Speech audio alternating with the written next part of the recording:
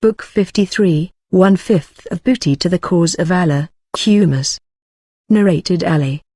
I got a she-camel in my share of the war booty on the day of the Battle of Badr, and the Prophet had given me a she-camel from the Khumus. When I intended to marry Fatima, the daughter of Allah's Apostle, I had an appointment with a goldsmith from the tribe of Bani Kainuka to go with me to bring Ica, that is grass of pleasant smell, and sell it to the goldsmiths and spend its price on my wedding party. I was collecting for my she-camel's equipment of saddles, sacks and ropes while my 2 she-camels were kneeling down beside the room of an Ansari man. I returned after collecting whatever I collected, to see the humps of my 2 she-camels cut off and their flanks cut open and some portion of their livers was taken out. When I saw that state of my 2 she-camels, I could not help weeping. I asked, "Who has done this?" The people replied, "Hamza bin Abdul Muttalib, who is staying with some Ansari drunks in this house." I went away till I reached the Prophet and Zayd bin Haritha was with him. The Prophet noticed on my face the effect of what I had suffered, so the Prophet asked, "What is wrong with you?" I replied, "O Allah's Apostle, I have never seen such a day as today. Hamza attacked my 2 she-camels, cut off their humps, and ripped open their flanks, and he is sitting there in a house in the company of some drunks." The Prophet then asked for his covering sheet, put it on, and set out walking followed by me and Zayd bin Haritha till he came to the house where Hamza was. He asked permission to enter, and they allowed him, and they were drunk. Allah's Apostle started rebuking Hamza for what he had done, but Hamza was drunk and his eyes were red. Hamza looked at Allah's Apostle and then he raised his eyes, looking at his knees, then he raised up his eyes looking at his umbilicus, and again he raised up his eyes looking at his face. Hamza then said, "Aren't you but the slaves of my father?" Allah's Apostle realized that he was drunk, so Allah's Apostle retreated, and we went out with him. Narrated Aisha, mother of the believers, after the death of Allah's Apostle Fatima, the daughter of Allah's Apostle, asked Abu Bakr as-Siddiq to give her share of inheritance from what Allah's Apostle had left of the fai, that is booty gained without fighting, which Allah had given him. Abu Bakr said to her, Allah's Apostle said, "Our property will not be inherited, whatever we, that is prophets, leave is sadaqah, to be used for charity." Fatima, the daughter of Allah's Apostle, got angry and stopped speaking to Abu Bakr, and continued assuming that attitude till she died.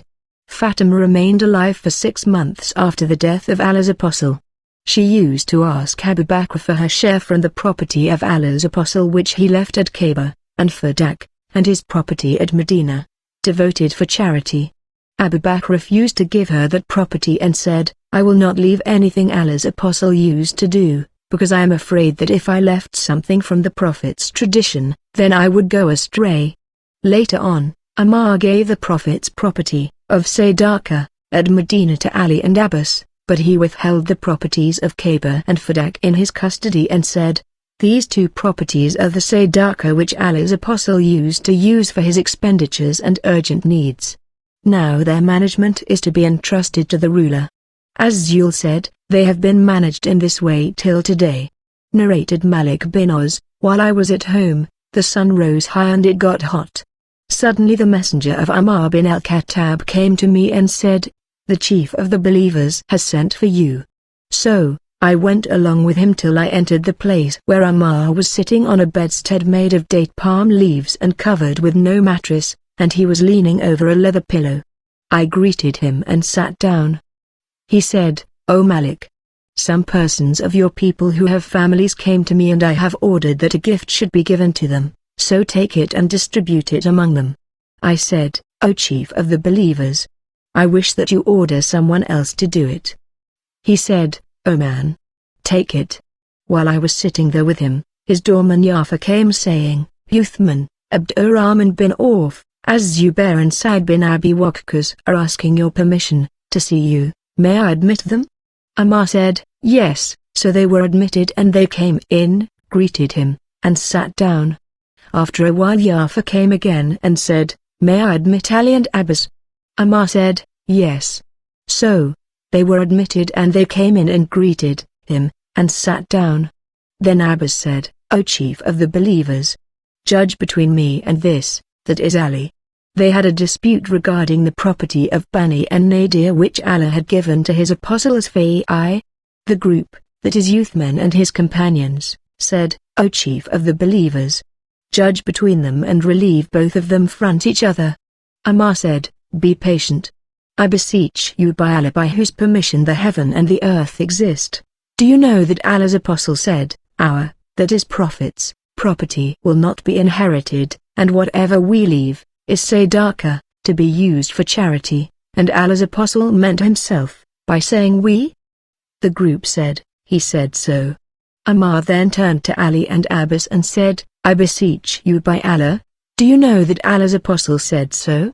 They replied, He said so.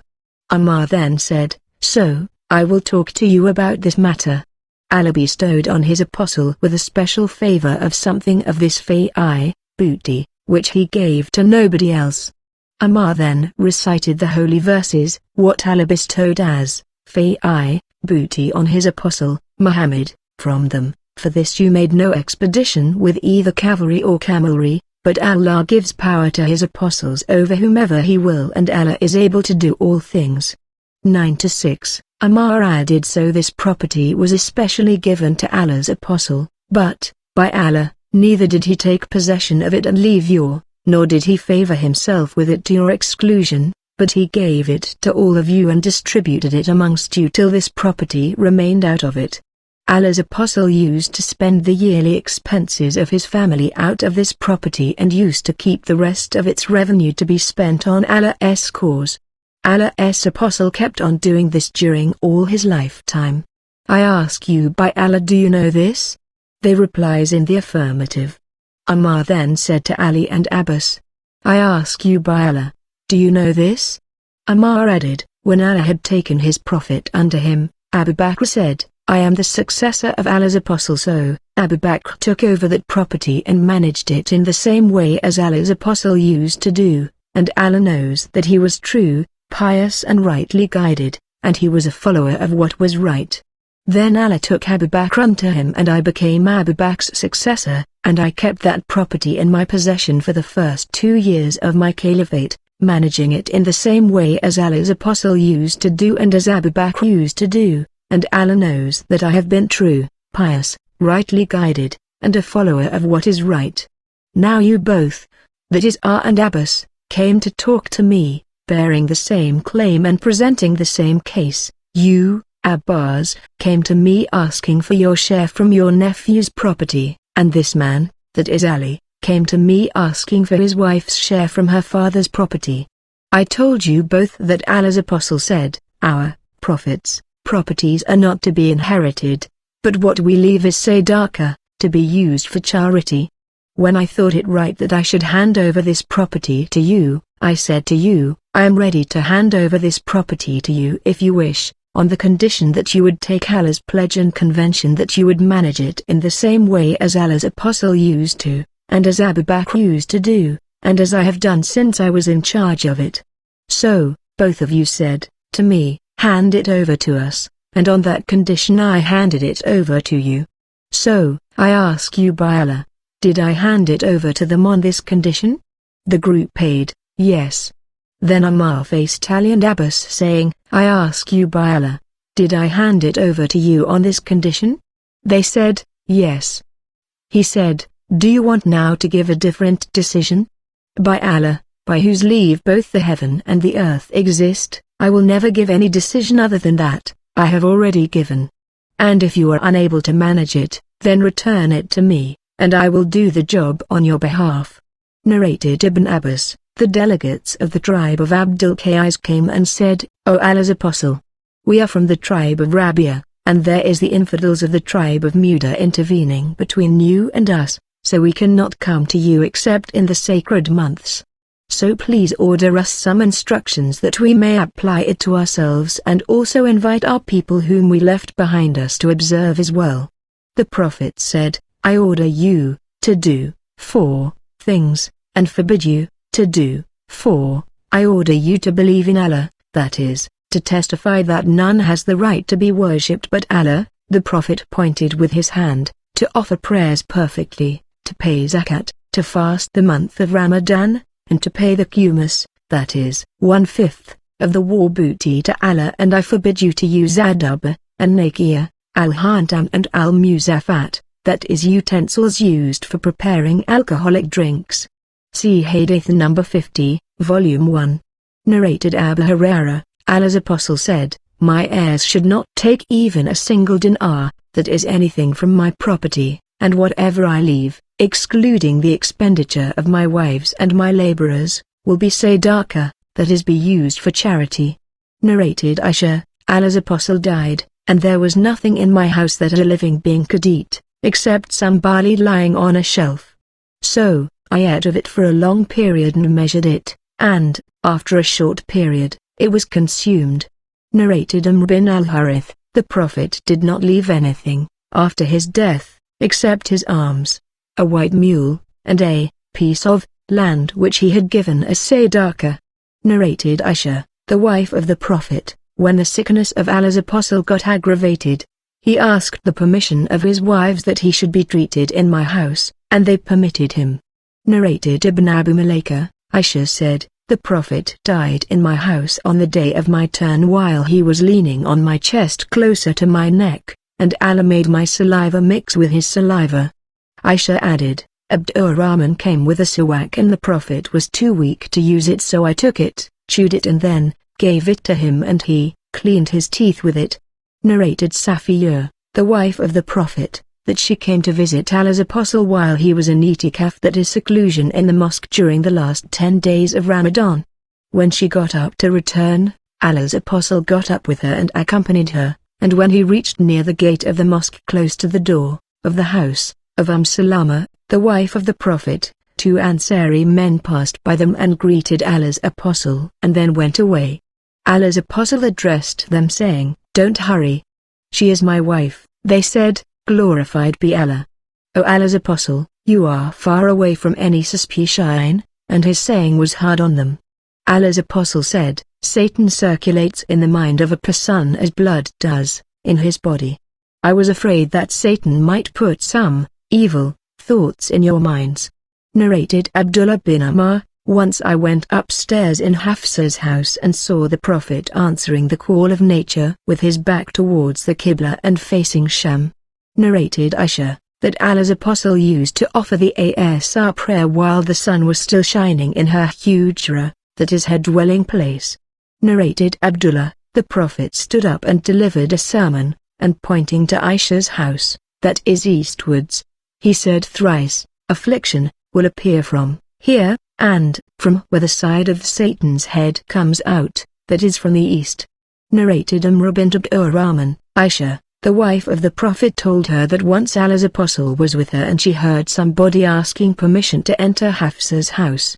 She said, O Allah's Apostle, this man is asking permission to enter your house. Allah's Apostle replied, I think he is so and so, meaning the foster uncle of Hafsa. What is rendered illegal because of blood relations, is also rendered illegal because of the corresponding foster relations. Narrated Anas, that when Abu Bakr became the caliph, he sent him to Bahrain and wrote this letter for him, and stamped it with the ring of the Prophet. 3 lines were engraved on the ring, the word, Muhammad was in a line, Apostle was in another line, and Allah in a third. Narrated Isa bint Ammon, Anas brought out to us 2 worn-out leather shoes without hair and with pieces of leather straps. Later on Thabit al-Banani told me that Anas said that they were the shoes of the Prophet. Narrated Abu Burda, Aisha brought out to us a patched woolen garment, and she said, it chanced that the soul of Allah's Apostle was taken away while he was wearing this. Abu Burda added, Aisha brought out to us a thick waist sheet like the ones made by the Yemenites, and also a garment of the type called al-Malabeda. Narrated Anas bin Malik, when the cup of Allah's Apostle got broken, he fixed it with a silver wire at the crack. The sub-narrator, Asim said, I saw the cup and drank water in it. Narrated Ali bin al-Hussein, that when they reached Medina after returning from Yazid bin Muawiyah after the martyrdom of Hussein bin Ali, may Allah bestow his mercy upon him, Al-Maswar bin Makramah met him and said to him, "Do you have any need you may order me to satisfy?" Ali said, "No." Al-Maswar said, "Will you give me the sword of Allah's apostle, for I am afraid that people may take it from you by force. By Allah, if you give it to me, they will never be able to take it till I die." When Ali bin Abu Talib demanded the hand of the daughter of Abi Jahl to be his wife besides Fatima, I heard Allah's apostle on his pulpit delivering a sermon in this connection before the people, and I had then attained my age of puberty. Allah's apostle said, "Fatima is from me, and I am afraid she will be subjected to trials in her religion, because of jealousy." The Prophet then mentioned one of his son-in-law who was from the tribe of Abu Shams, and he praised him as a good son-in-law, saying, "Whatever he said was the truth, and he promised me and fulfilled his promise. I do not make a legal thing illegal, nor do I make an illegal thing legal, but by Allah, the daughter of Allah's apostle and the daughter of the enemy of Allah, that is Abu Jahl, can never get together, as the wives of one man." See Hadith number 76, Vo. 5. Narrated Ibn al-Hanafiyyah, if Ali had spoken anything bad about Uthman, then he would have mentioned the day when some persons came to him and complained about the zakat officials of Uthman. Ali then said to me, "Go to Uthman and say to him, this document contains the regulations of spending the sadaqah of Allah's apostle, so order your zakat officials to act accordingly." I took the document to Uthman. Uthman said, "Take it away, for we are not in need of it." I returned to Ali with it and informed him of that. He said, "Put it whence you took it." Narrated Muhammad bin Sukkah, I heard Mundratuzi reporting Ibn Hanafiyyah, who said, "My father sent me saying, take this letter to Uthman, for it contains the orders of the Prophet concerning the sadaqah." Narrated Ali, Fatima complained of what she suffered from the hand mill and from grinding, when she got the news that some slave girls of the booty had been brought to Allah's apostle. She went to him to ask for a maidservant, but she could not find him, and told Aisha of her need. When the Prophet came, Aisha informed him of that. The Prophet came to our house when we had gone to our beds. On seeing the Prophet, we were going to get up, but he said, "Keep at your places." I felt the coolness of the Prophet's feet on my chest. Then he said, "Shall I tell you a thing which is better than what you asked me for? When you go to your beds, say, Allahu Akbar, that is Allah is greater, for 34 times, and Alhamdulillah, that is all the praises are for Allah, for 33 times, and Subhanallah, that is glorified be Allah, for 33 times. This is better for you than what you have requested."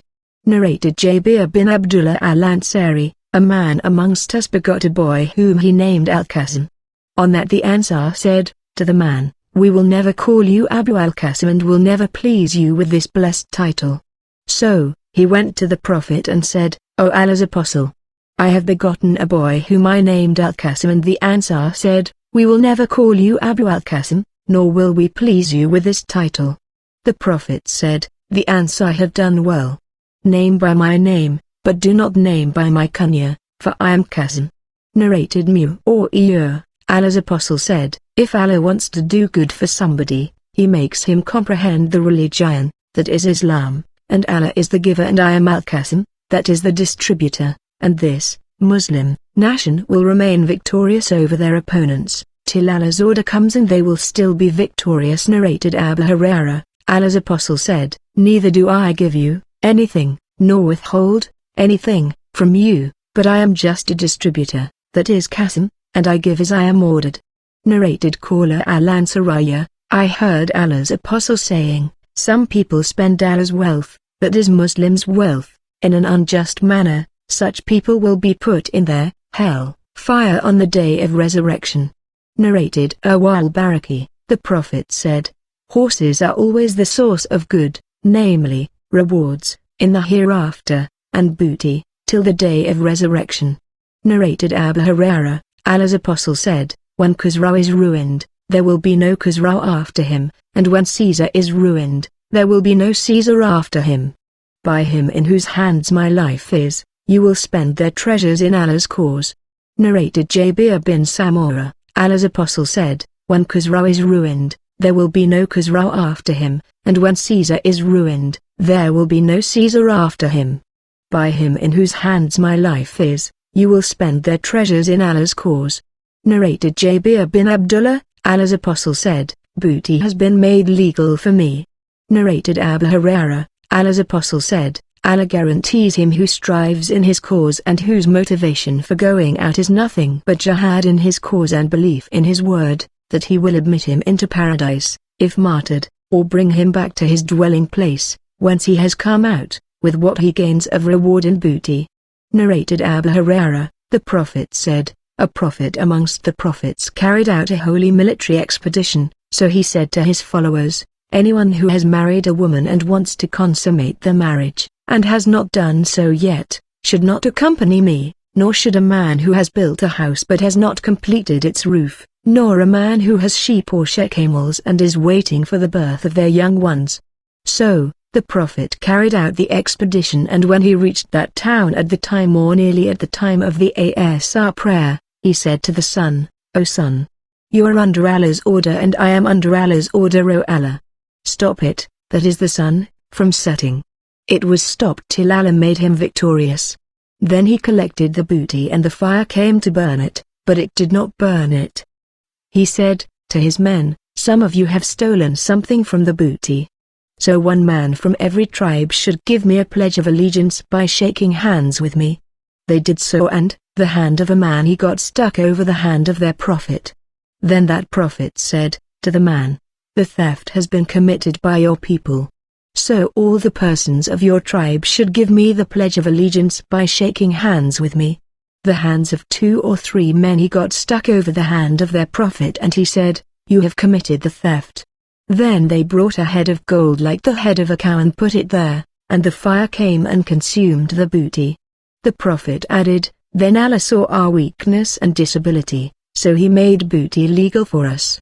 Narrated Islam, Ammar said, were it not for those Muslims who have not come to existence yet, I would have distributed the land of every town I conquer among the fighters as the Prophet distributed the land of Kaaba. Narrated Abu Musa al-Ash'ari, a Bedouin asked the Prophet, a man may fight for the sake of booty, and another may fight so that he may be mentioned by the people, and a third may fight to show his position, that is bravery, which of these regarded as fighting in Allah's cause? The Prophet said, he who fights so that Allah's word, that is Islam, should be superior, fights for Allah's cause. Narrated Abdullah bin Abu Malaika, some silken cloaks with golden buttons were presented to the Prophet. He distributed them amongst his companions and kept one for Makramah bin Nawfal. Later on Makramah came along with his son Al-Miswar bin Makramah, and stood up at the gate and said to his son, call him, that is the Prophet, to me. The Prophet heard his voice, took a silken cloak and brought it to him, placing those golden buttons in front of him, saying, O Abu al-Miswar, I have kept this aside for you. O Abu al-Miswar, I have kept this aside for you. Makramah was a bad-tempered man.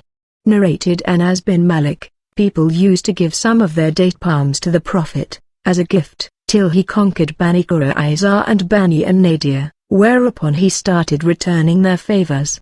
Narrated Abdullah bin Az-Zubair, when Az-Zubair got up during the battle of Al-Jamal, he called me and I stood up beside him, and he said to me, O my son, today one will be killed either as an oppressor or as an oppressed one. I see that I will be killed as an oppressed one. My biggest worry is my debts. Do you think, if we pay the debts, there will be something left for us from our money? Az-Zubair added, O my son, sell our property and pay my debts. Az-Zubair then willed 1/3 of his property and willed 1/3 of that portion to his sons, namely, Abdullah's sons. He said, 1/3 of the 1/3. If any property is left after the payment of the debts, 1/3 of the 1/3 of what is left, is to be given to your sons. Hisham, a sub-narrator added, some of the sons of Abdullah were equal in age to the sons of Az-Zubair, for example Kubayb and Abbas. Abdullah had 9 sons and 9 daughters at that time. The narrator Abdullah added, my father, Az-Zubair, went on drawing my attention to his debts, saying, if you should fail to pay part of the debts, appeal to my master to help you. By Allah, I could not understand what he meant till I asked, "O father, who is your master?" He replied, "Allah is my master. By Allah, whenever I had any difficulty regarding his debts, I would say, Master of Az-Zubair, pay his debts on his behalf. And Allah would help me to pay it." Az-Zubair was martyred leaving no dinar or dirham but 2 pieces of land, one of which was called Al-Ghaba, and 11 houses in Medina, 2 in Basra, 1 in Kufa and 1 in Egypt. In fact, the source of the debt which he owed was that if somebody brought some money to deposit with him, Az-Zubair would say, "No, I won't keep it as a trust, but I take it as a debt, for I am afraid it might be lost."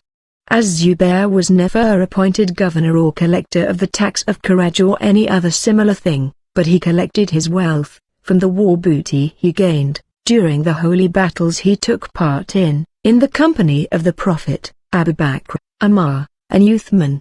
Abdullah bin Az-Zubair added, "When I counted his debt, it turned to be 2,200,000. The sub-narrator added, Hakim bin Hizam met Abdullah bin Zubair and asked, "O my nephew, how much is the debt of my brother?" Abdullah kept it as a secret and said, 100,000. Hakim said, "By Allah, I don't think your property will cover it." On that Abdullah said to him, "What if it is 2,200,000? Hakim said, "I don't think you can pay it, so if you are unable to pay all of it, I will help you." Az-Zubair had already bought Al-Ghaba for 170,000. Abdullah sold it for 1,600,000.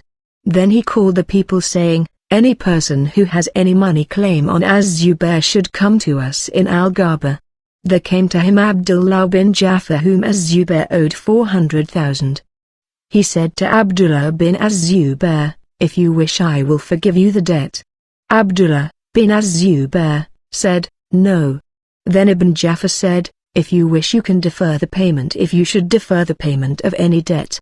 Ibn Az-Zubair said, "No." Abdullah bin Jafar said, "Give me a piece of the land." Abdullah bin Az-Zubair said to him, "Yours is the land extending from this place to this place." So, Abdullah bin Az-Zubair sold some of the property, including the houses, and paid his debt perfectly, retaining 4.5 shares from the land, that is Al-Ghaba. He then went to Mulia while Amr bin Uthman, Al-Munda bin Az-Zubair and Ibn Zama were sitting with him. Mu'iyya asked, "At what price have you appraised Al-Ghaba?" He said, 100,000 for each share. Mu'iyya asked, "How many shares have been left?" Abdullah replied, 4.5 shares. Al-Munda bin Az-Zubair said, "I would like to buy 1 share for 100,000. Amr bin Uthman said, "I would like to buy 1 share for 100,000. Ibn Zama said, "I would like to buy 1 share for 100,000. Mu'iyya said, "How much is left now?" Abdullah replied, 1 share and a half. Mu'iyya said, "I would like to buy it for 150,000. Abdullah also sold his part to Mu'iyya 600,000. When Ibn Az-Zubair had paid all the debts, Az-Zubair's sons said to him, "Distribute our inheritance among us." He said, "No, by Allah, I will not distribute it among you till I announce in 4 successive Hajj seasons, with those who have money claims on Az-Zubair come so that we may pay them their debt." So, he started to announce that in public in every Hajj season, and when 4 years had elapsed, he distributed the inheritance among the inheritors. Az-Zubair had 4 wives, and after the 1/3 of his property was excluded, according to the will, each of his wives received 1,200,000. So the total amount of his property was 50,200,000. Narrated Ibn Umar, Uthman did not join the Badr battle because he was married to one of the daughters of Allah's apostle and she was ill. So, the Prophet said to him, "You will get a reward and a share from the war booty, similar to the reward and the share of one who has taken part in the Badr battle."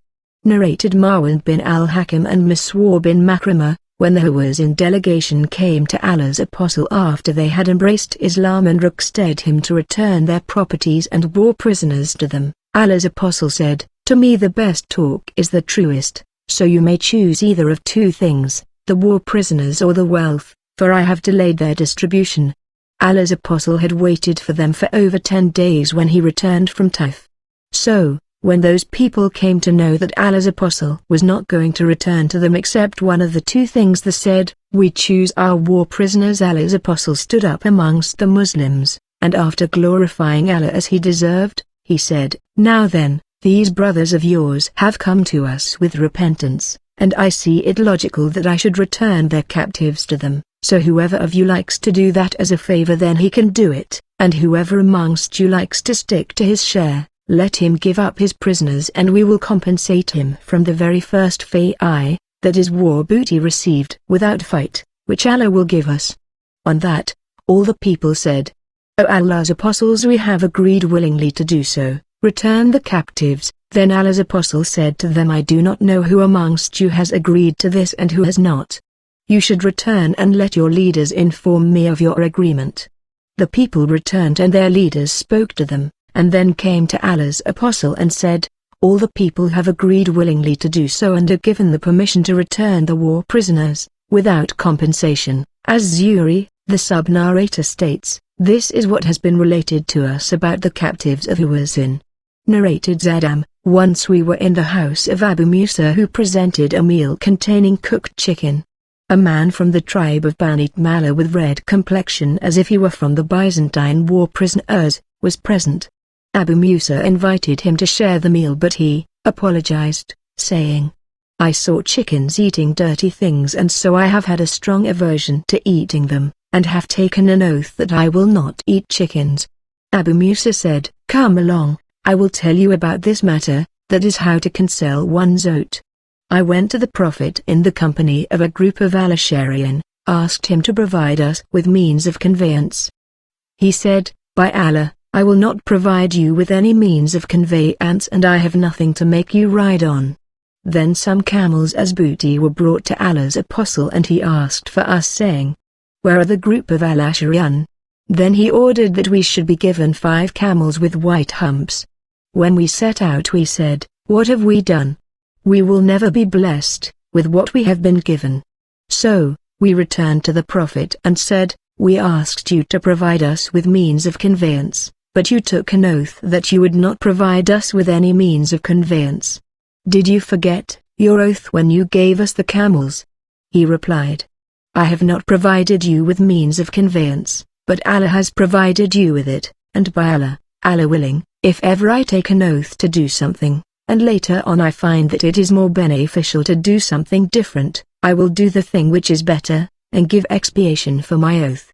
Narrated Nafi from Ibn Ammar, Allah's apostle sent a Saraya towards Najd, and Abdullah bin Ammar was in the Saraya.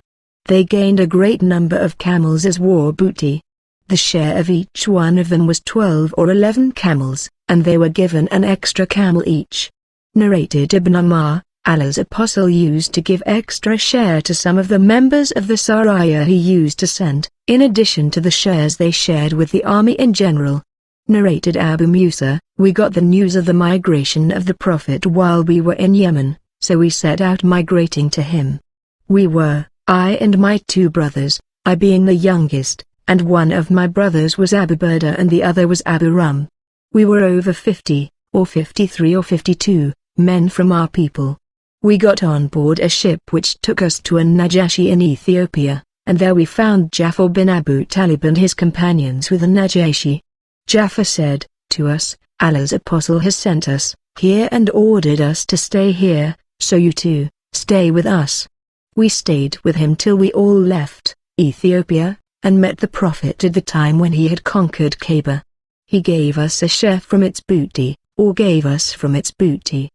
He gave only to those who had taken part in the Ghazwa with him. But he did not give any share to any person who had not participated in Kaaba's conquest except the people of our ship, besides Jafar and his companions, whom he gave a share as he did them, that is the people of the ship." Narrated Jabir, Allah's apostle said, "To me, if the property of Bahrain had come to us, I would have given you so much and so much. But the Bahrain property did not come till the Prophet had died. When the Bahrain property came, Abu Bakr ordered somebody to announce, Any person who has money claim on Allah's Apostle or whom Allah's Apostle had promised something, should come to us. So, I went to him and said, Allah's Apostle had promised to give me so much and so much. Abu Bakr scooped up money with both hands thrice for me. The sub-narrator Safian illustrated this action by scooping up with both hands and said, Ibn Munkadir, another sub-narrator, used to illustrate it in this way. Narrated Jabir, once I went to Abu Bakr and asked for the money but he did not give me, and I went to him again, but he did not give me, so I went to him for the third time and said, I asked you, but you did not give me, then I asked you, for the second time, and you did not give me, then I asked you, for the third time, but you did not give me.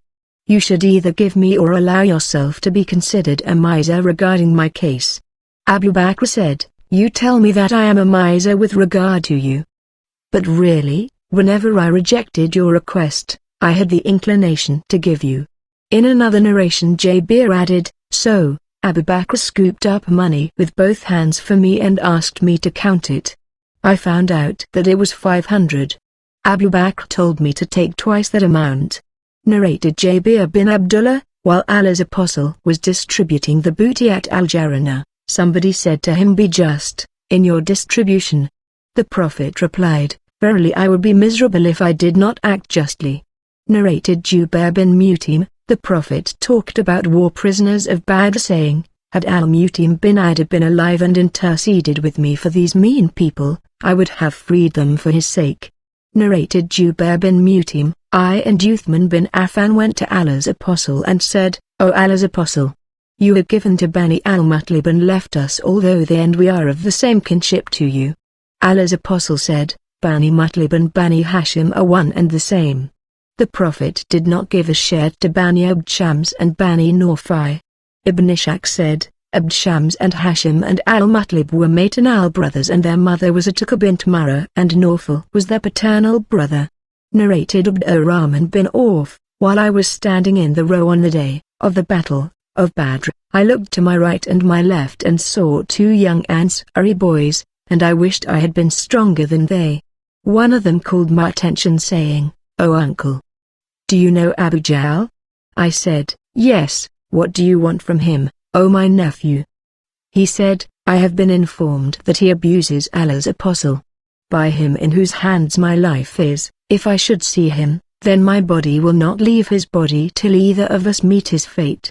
I was astonished at that talk. Then the other boy called my attention saying the same as the other had said. After a while I saw Abu Jahl walking amongst the people. I said to the boys, Look, this is the man you asked me about. So, both of them attacked him with their swords and struck him to death and returned to Allah's Apostle to inform him of that. Allah's Apostle asked, Which of you has killed him? Each of them said, I have killed him. Allah's Apostle asked, Have you cleaned your swords? They said, No. He then looked at their swords and said, No doubt, you both have killed him and the spoils of the deceased will be given to Mu'ad bin Imr bin al-Jamu. The two boys were Mu'ad bin Afra and Mu'ad bin Imr bin al-Jamu. Narrated Abu Qatada, we set out in the company of Allah's Apostle on the day of the Battle of Hunain. When we faced the enemy, the Muslims retreated and I saw a pagan throwing himself over a Muslim. I turned around and came upon him from behind and hit him on the shoulder with the sword. He, that is the pagan, came towards me and seized me so violently that I felt as if it were death itself, but death overtook him and he released me. I followed Umar bin al-Khattab and asked him, What is wrong with the people, fleeing? He replied, This is the will of Allah. After the people returned, the Prophet sat and said, Anyone who has killed an enemy and has a proof of that, will possess his spoils. I got up, and said, Who'll be a witness for me?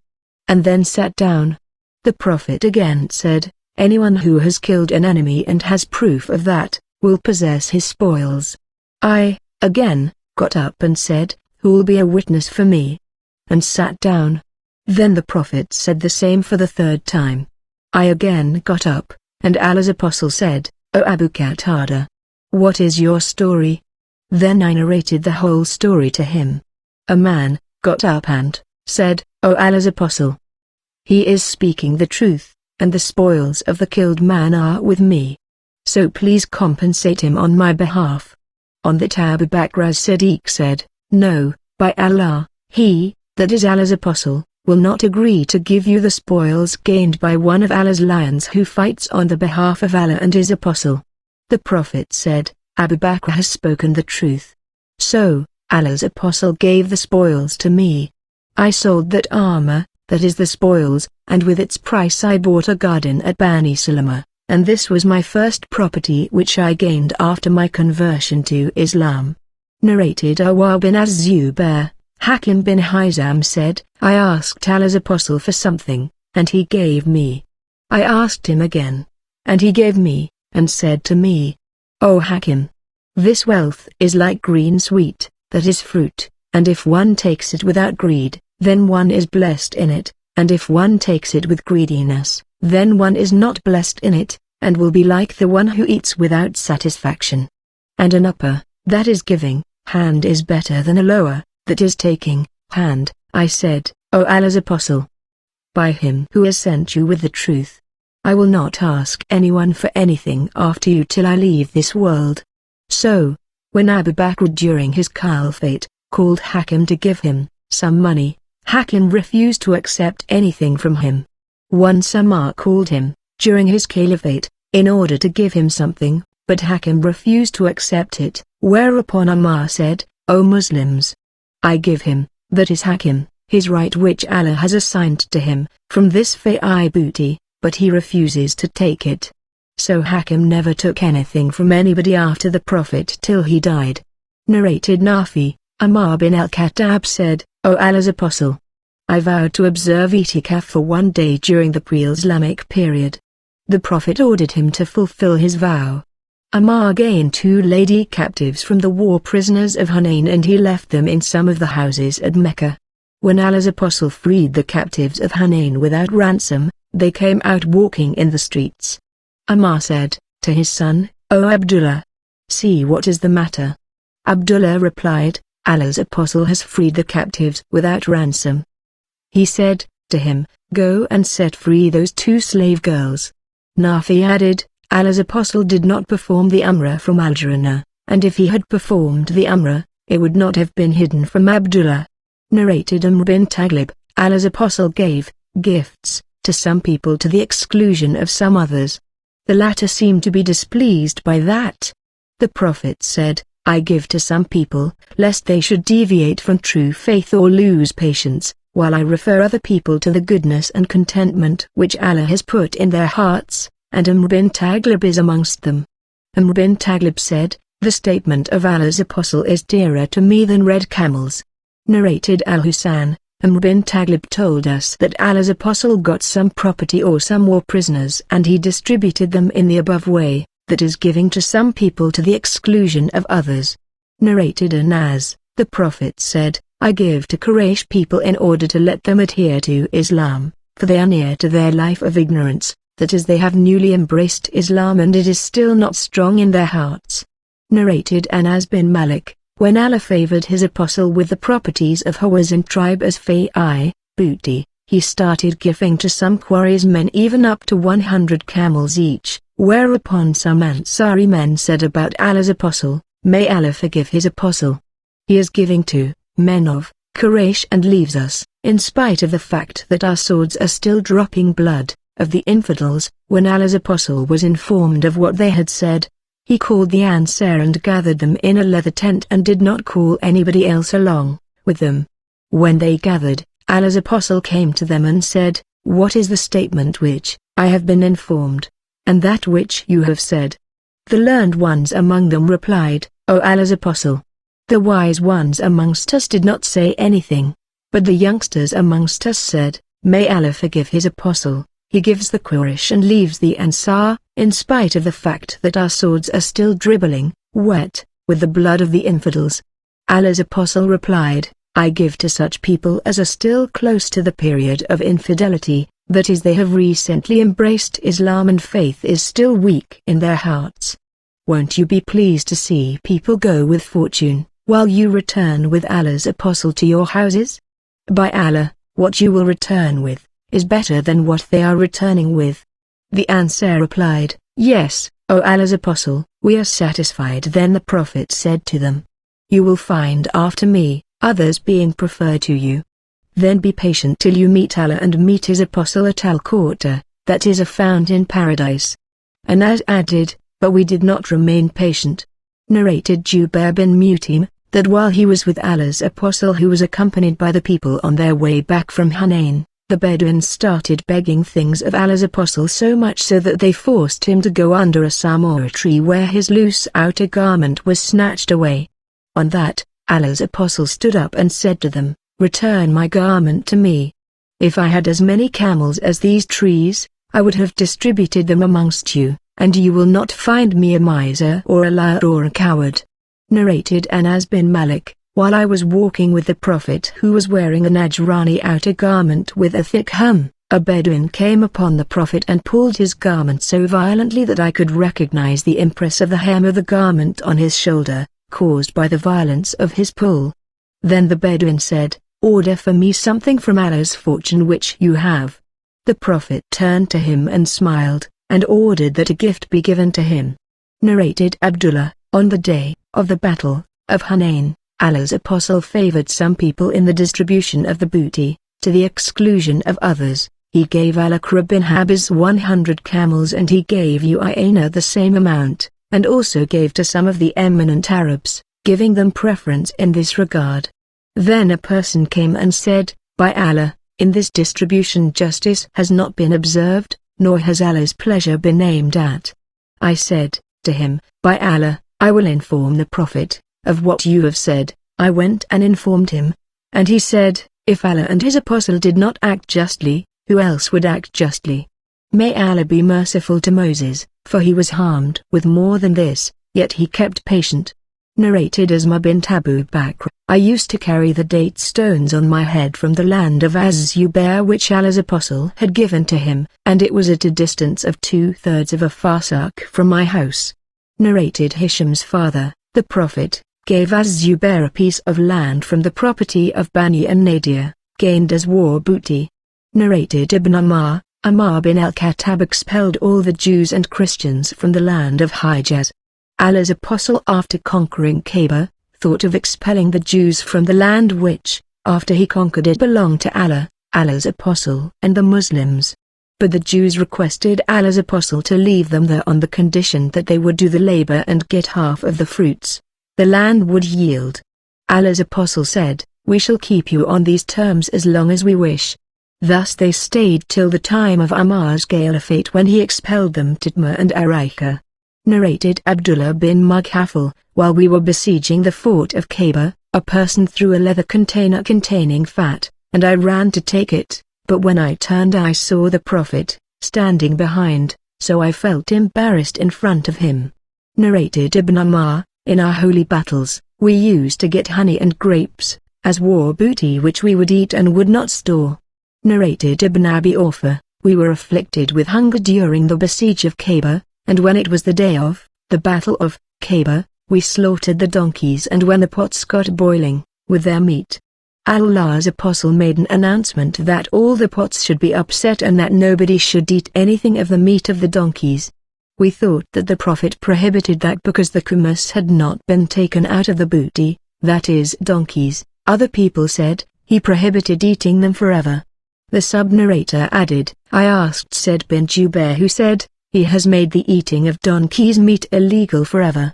Narrated Ammar bin Dinar, I was sitting with Jabir bin Zayd and Amr bin Oz, and Abdullah was narrating to them in 70 AH the year when Musab bin Az-Zubair was the leader of the pilgrims of Basra. We were sitting at the steps of Zamzam well and Bajala said, I was the clerk of Juz bin Mu'awiyah, Al-Anaf's paternal uncle. A letter came from Ammar bin al-Khattab 1 year before his death, and it was read: cancel every marriage contracted among the Majans between relatives of close kinship, marriages that are regarded illegal in Islam, a relative of this sort being called Humaram. Ammar did not take the jizya from the Majan infidels till Abdurrahman bin Auf testified that Allah's Apostle had taken the jizya from the Majans of Hajjah. Narrated Amr bin Auf al-Ansari, who was an ally of Bamam bin Lu'ay and one of those who had taken part in the Ghazwa of Badr. Allah's apostle sent Abu Ubaidah bin al-Jarrah to Bahrain to collect the jizya.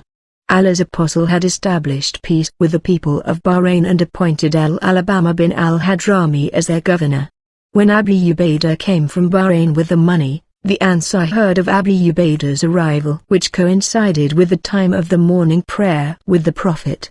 When Allah's apostle led them in the morning prayer and finished, the Ansar approached him, and he looked at them and smiled on seeing them and said, "I feel that you have heard that Abu Ubaidah has brought something?" They said, "Yes, O Allah's apostle." He said, "Rejoice and hope for what will please you. By Allah, I am not afraid of your poverty, but I am afraid that you will lead a life of luxury as past nations did, whereupon you will compete with each other for it, as they competed for it, and it will destroy you as it destroyed them." Narrated Zubair bin Hayya, Umar sent the Muslims to the great countries to fight the pagans. When al-Hurmuzan embraced Islam, Umar said to him, "I would like to consult you regarding these countries which I intend to invade." Al-Hurmuzan said, "Yes, the example of these countries and their inhabitants who are the enemies of the Muslims, is like a bird with a head, 2 wings and 2 legs. If one of its wings got broken, it would get up over its 2 legs, with 1 wing and the head, and if the other wing got broken, it would get up with 2 legs and a head, but if its head got destroyed, then the 2 legs, 2 wings and the head would become useless. The head stands for Khosrow, and 1 wing stands for Caesar and the other wing stands for Faris. So, order the Muslims to go towards Khosrow." So, Umar sent us to Khosrow, appointing Nu'man bin Mukran as our commander. When we reached the land of the enemy, the representative of Khosrow came out with 40,000 warriors, and an interpreter got up saying, "Let one of you talk to me." Al-Mughira replied, "Ask whatever you wish." The other asked, "Who are you?" Al-Mughira replied, "We are some people from the Arabs. We led a hard, miserable, disastrous life. We used to suck the hides and the date stones from hunger. We used to wear clothes made up of fur of camels and hair of goats, and to worship trees and stones. While we were in this state, the Lord of the heavens and the earths, elevated is his remembrance and majestic is his highness, sent to us from among ourselves a prophet whose father and the mother are known to us. Our prophet, the messenger of our Lord, has ordered us to fight you till you worship Allah alone or give jizya, that is tribute, and our prophet has informed us that our Lord says: "Whoever amongst us is killed, that is martyred, shall go to paradise to lead such a luxurious life as he has never seen, and whoever amongst us remain alive, shall become your master." Al-Mughira then blamed Nu'man for delaying the attack, and Nu'man said to Al-Mughira, "If you had participated in a similar battle, in the company of Allah's apostle, he would not have blamed you for waiting, nor would he have disgraced you. But I accompanied Allah's apostle in many battles, and it was his custom that if he did not fight early by daytime, he would wait till the wind had started blowing and the time for the prayer was due, that is after midday." Narrated Abu Humayd as-Sadi, "We accompanied the Prophet in the Ghazwa of Tabuk, and the king of Ala presented a white mule and a cloak as a gift to the Prophet. And the Prophet wrote to him a peace treaty allowing him to keep authority over his country." Narrated Juwayriyyah bin Qa'ama at-Tamimi, "We said to Umar bin al-Khattab, Joe chief of the believers, advise us." He said, "I advise you to fulfill Allah's convention, made with the dhimmis, as it is the convention of your Prophet and the source of the livelihood of your dependents, that is the taxes from the dhimmis." Narrated Yahya bin said, "Once the Prophet called the Ansar in order to grant them part of the land of Bahrain. On that they said, 'No. By Allah, we will not accept it unless you grant a similar thing to our Quraysh brothers as well.' He said, 'That will be theirs if Allah wishes.' But when the Ansar persisted in their request, he said, 'After me you will see others given preference over you in this respect, in which case, you should be patient till you meet me at the tank of Al-Qurta.'" Narrated Jabir bin Abdullah, Allah's apostle once said to me, "If the revenue of Bahrain came, I would give you this much and this much." When Allah's apostle had died, the revenue of Bahrain came, and Abu Bakr announced, let whoever was promised something by Allah's apostle come to me. So, I went to Abu Bakr and said, Allah's apostle said to me, if the revenue of Bahrain came, I would give you this much and this much. On that Abu Bakr said to me, scoop money with both your hands. I scooped money with both my hands and Abu Bakr asked me to count it. I counted it and it was 500 gold pieces. The total amount he gave me was 1,500 gold pieces. Narrated and as money from Bahrain was brought to the Prophet, he said, spread it in the mosque. It was the biggest amount that had ever been brought to Allah's apostle. In the meantime Al-Abbas came to him and said, O Allah's apostle, give me, for I gave the ransom of myself and Akil. The Prophet said to him, take. He scooped money with both hands and poured it in his garment and tried to lift it, but he could not and appealed to the Prophet, will you order someone to help me in lifting it? The Prophet said, no. Then Al-Abbas said, then will you yourself help me carry it? The Prophet said, no. Then Al-Abbas threw away some of the money, but even then he was not able to lift it, and so he again requested the Prophet, will you order someone to help me carry it? The Prophet said, no. Then Al-Abbas said, then will you yourself help me carry it? The Prophet said, no. So, Al-Abbas threw away some more money and lifted it on his shoulder and went away. The Prophet kept on looking at him with astonishment at his greediness till he went out of our sight. Allah's apostle did not get up from the till not a single dirham remained from that money. Narrated Abdullah bin Amr, the Prophet said, whoever killed a person having a treaty with the Muslims, shall not smell the smell of paradise though its smell is perceived from a distance of 40 years. Narrated Abu Hurairah, while we were in the mosque, the Prophet came out and said, let us go to the Jews. We went out till we reached Bayt al-Midras. He said to them, if you embrace Islam, you will be safe. You should know that the earth belongs to Allah and His Apostle, and I want to expel you from this land. So, if anyone amongst you owns some property, he is permitted to sell it, otherwise you should know that the earth belongs to Allah and His Apostle. Narrated Said bin Zubair, that he heard Ibn Abbas saying, Thursday. And you know not what Thursday is? After that Ibn Abbas wept till the stones on the ground were soaked with his tears. On that I asked Ibn Abbas, what is, about, Thursday? He said, when the condition, that is health, of Allah's Apostle deteriorated, he said, bring me a bone of scapula, so that I may write something for you after which you will never go astray. The people differed in their opinions although it was improper to differ in front of a prophet. They said, what is wrong with him?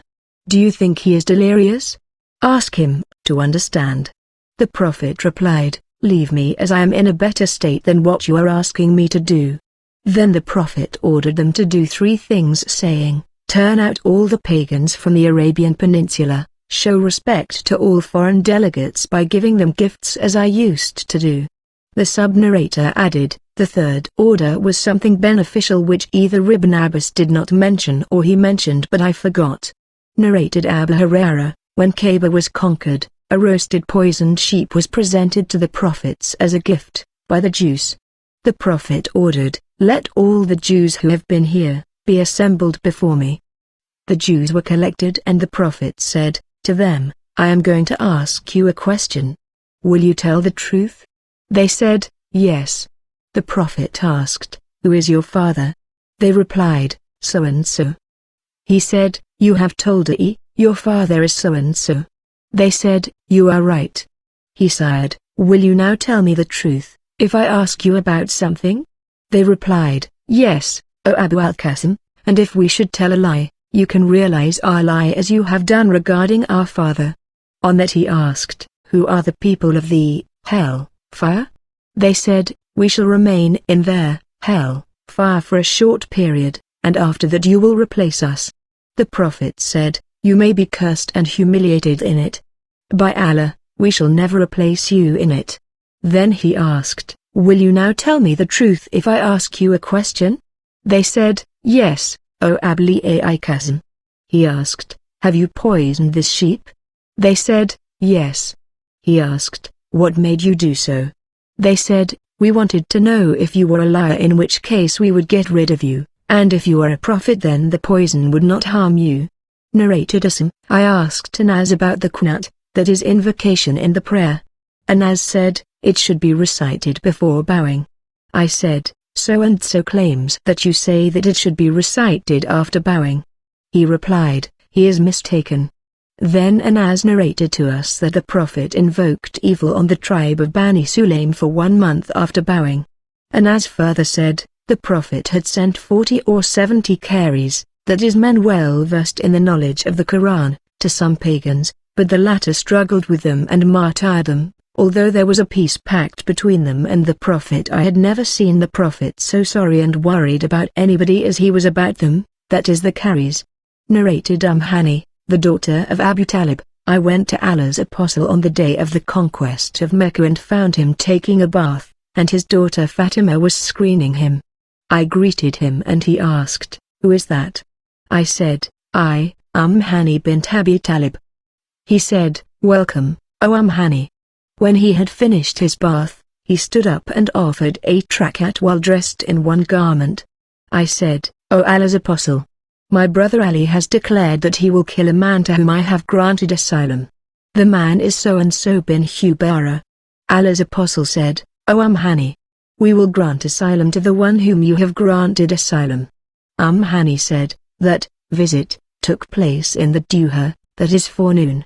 Narrated Ibrahim at-Tamami's father, Ali delivered a sermon saying, we have no book to read except the Book of Allah and what is written in this paper, which contains verdicts regarding retaliation for wounds, the ages of the camels, given as zakat or as blood money, and the fact that Medina is a sanctuary in between a mountain to so-and-so mountain.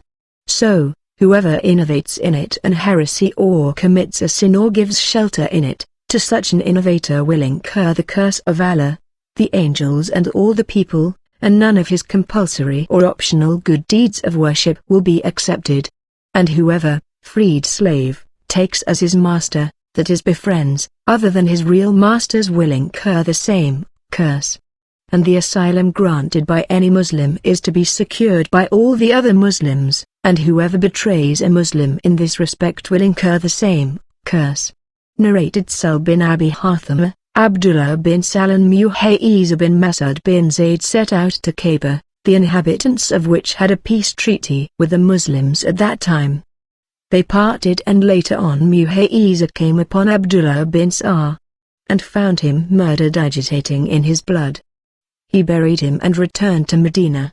Abdurrahman bin Sal, Muhayyiz and Huyuiza, the sons of Masud came to the Prophet and Abdurrahman intended to talk, but the Prophet said to him, let the eldest of you speak.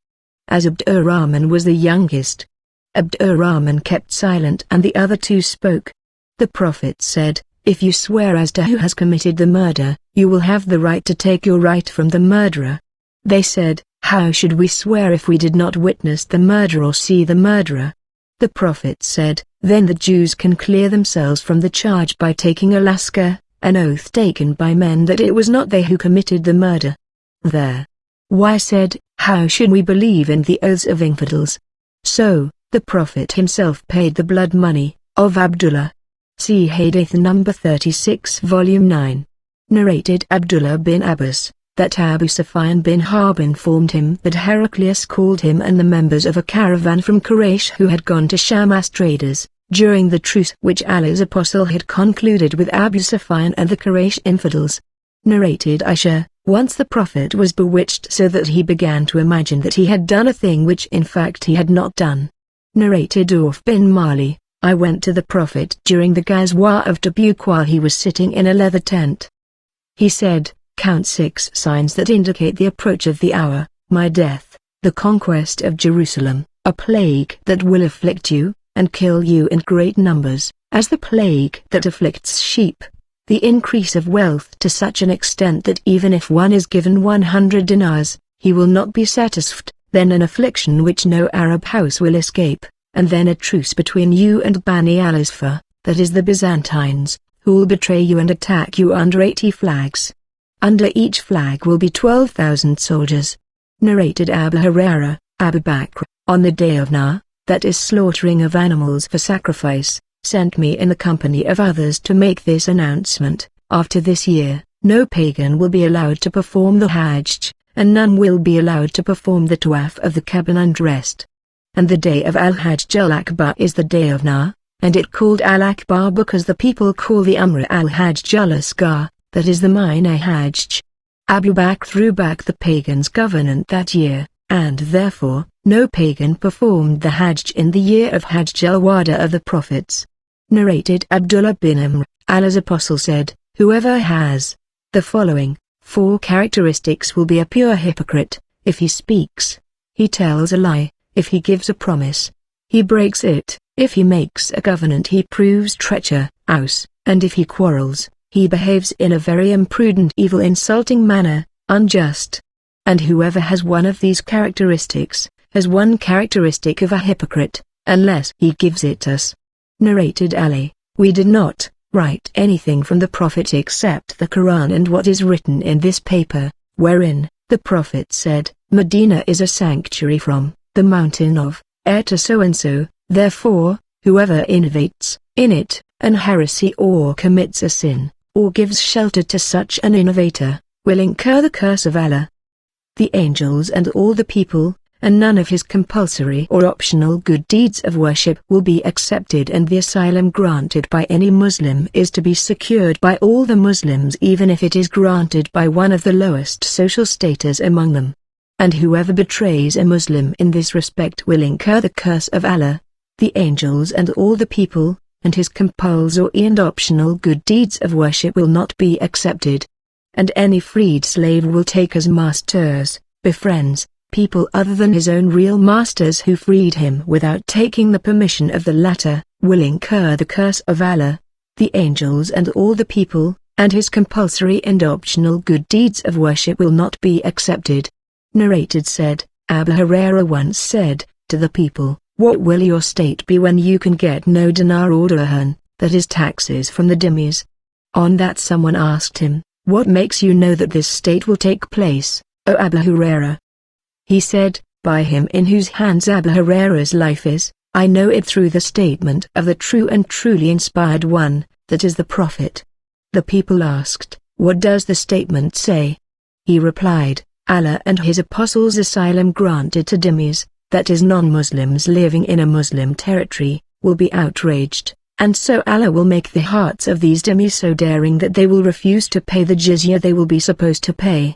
Narrated Al-Amash, I asked Abu Wail, did you take part in the Battle of Siffin? He said, yes, and I heard Sal bin Hanif, when he was blamed for lack of zeal for fighting, saying, you'd better blame your wrong opinions. I wish you had seen me on the day of Abu Jandal. If I had the courage to disobey the Prophet's orders, I would have done so. We had kept out swords on our necks and shoulders, for a thing which frightened us. And we did so, we found it easier for us, except in the case of the above battle, of ours. Narrated Abu Wail, we were in Siffin and Sal bin Hanif got up and said, O people! Blame yourselves. We were with the Prophet on the day of Hudaybiyah, and if we had been called to fight, we would have fought. But Umar bin al-Khattab came and said, O Allah's Apostle! Aren't we in the right and our opponents in the wrongs? Allah's Apostle said, yes. Umar said, aren't our killed persons in paradise and theirs in hell? He said, yes. Umar said, then why should we accept hard terms in matters concerning our religion? Shall we return before Allah judges between us and them? Allah's Apostle said, O Ibn al-Khattab! I'm the Apostle of Allah and Allah will never degrade me. Then Umar went to Abu Bakr and told him the same as he had told the Prophet. On that Abu Bakr said to Umar, he is the Apostle of Allah and Allah will never degrade him. Then Surat al-Fath, that is victory, was revealed and Allah's Apostle recited it to the end in front of Umar. On that Umar asked, O Allah's Apostle! Was it, that is the Hudaybiyah treaty, a victory? Allah's Apostle said, yes. Narrated Isma bint Abi Bakr, during the period of the peace treaty of Quraysh with Allah's Apostle, my mother, accompanied by her father, came to visit me, and she was a pagan. I consulted Allah's Apostle, O Allah's Apostle! My mother has come to me and she desires to receive reward from me, shall I keep good relation with her? He said, "Yes, keep good relation with her." Narrated Al-Bara, when the Prophet intended to perform the Umrah, he sent a person to the people of Mecca asking their permission to enter Mecca. They stipulated that he would not stay for more than 3 days and would not enter it except with sheathed arms and would not preach Islam to any of them. So Ali bin Abi Talib started writing the treaty between them. He wrote, "This is what Muhammad, apostle of Allah, has agreed to." Their Meccans said, "If we knew that you, Muhammad, are the apostle of Allah, then we would not have prevented you and would have followed you. But write, this is what Muhammad bin Abdullah has agreed to." On that Allah's apostle said, "By Allah, I am Muhammad bin Abdullah, and, by Allah, I am apostle of Allah." Allah's apostle used not to write, so he asked Ali to erase the expression of apostle of Allah. On that Ali said, "By Allah, I will never erase it." Allah's apostle said to Ali, "Let me see the paper." When Ali showed him the paper, the Prophet erased the expression with his own hand. When Allah's apostle had entered Mecca and 3 days had elapsed, the Meccans came to Ali and said, "Let your friend, that is the Prophet, quit Mecca." Ali informed Allah's apostle about it and Allah's apostle said, "Yes," and then he departed. Narrated Abdullah, while the Prophet was in the state of prostration, surrounded by a group of people from Quraysh pagans, Uqba bin Abi Mu'ayt came and brought the intestines of a camel and threw them on the back of the Prophet. The Prophet did not raise his head from prostration till Fatima, that is his daughter, came and removed those intestines from his back, and invoked evil on whoever had done the evil deed. The Prophet said, "O Allah, destroy the chiefs of Quraysh, O Allah.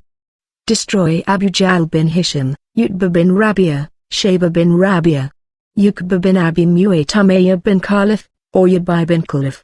Later on I saw all of them killed during the Battle of Badr and their bodies were thrown into a well except the body of Umayyah or Yabai, because he was a fat person, and when he was pulled, the parts of his body got separated before he was thrown into the well.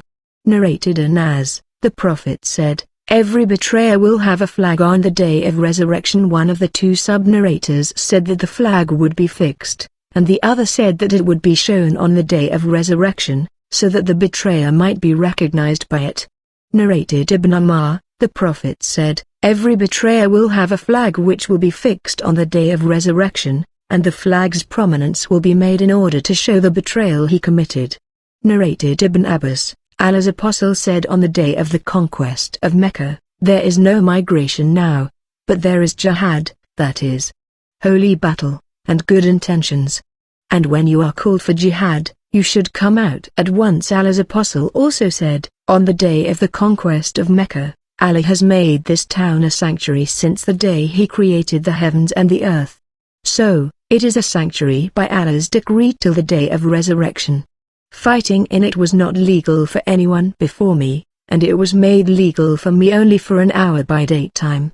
So, it, that is Mecca, is a sanctuary by Allah's decree till the day of resurrection. Its thorny bushes should not be cut, and its game should not be chased, its fallen property, that is Lucata, should not be picked up except by one who will announce it publicly, and its grass should not be uprooted." On that Al-Abbas said, "O Allah's apostle, except the Ica, because it is used by the goldsmiths and by the people for their houses." On that the Prophet said, "Except the Idka,